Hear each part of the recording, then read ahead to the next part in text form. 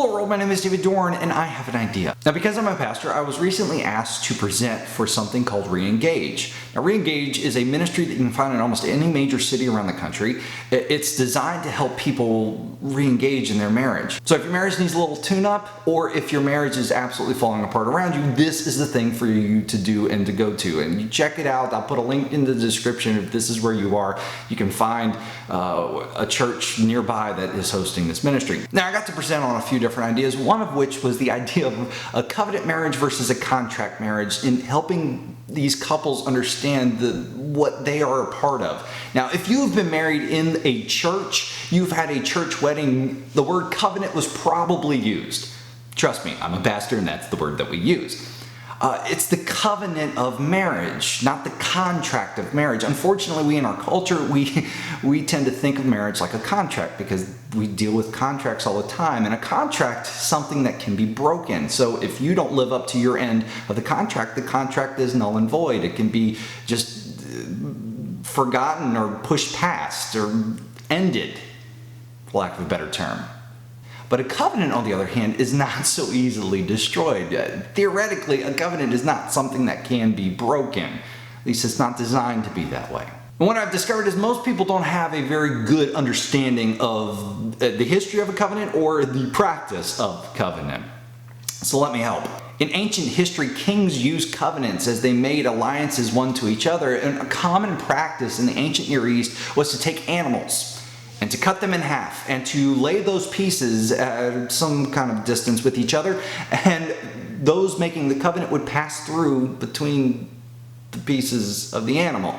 Now the connotation was that if I did not uphold my end of this covenant, may the same thing that happened to these animals happen to me.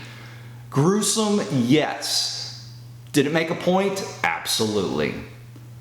Now in Genesis chapter 15, you find God making a covenant with Abram. This is Abraham, but before his name was changed.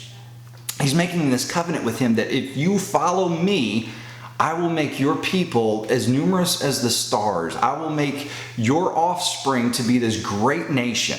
And to seal the covenant, God tells Abram to take these animals, split them apart, and then God's presence passes in between.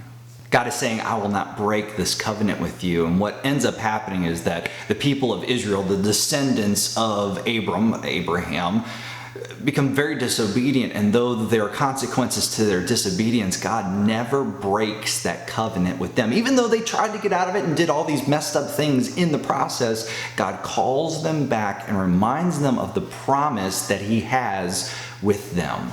Now, a good definition for a covenant is a promise with a blessing, and God makes covenants with people all throughout Scripture. Quite a few in the Old Testament, and then you have the New Covenant in the New Testament. But I love what God says in Jeremiah 33 as He's talking to the prophet Jeremiah, that if you can make the stars and the moon and the sun stop functioning, I speak for a living.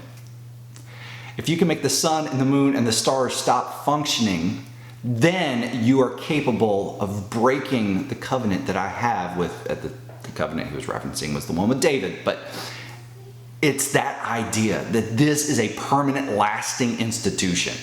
The same should be true of the covenant that we make when we get married.